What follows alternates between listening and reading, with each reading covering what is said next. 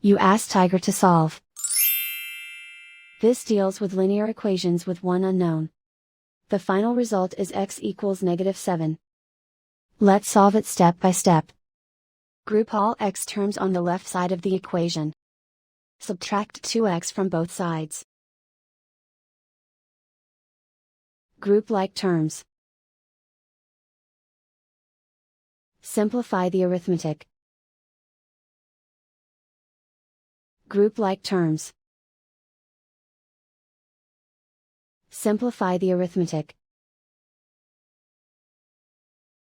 Group all constants on the right side of the equation. Add 8 to both sides. Simplify the arithmetic.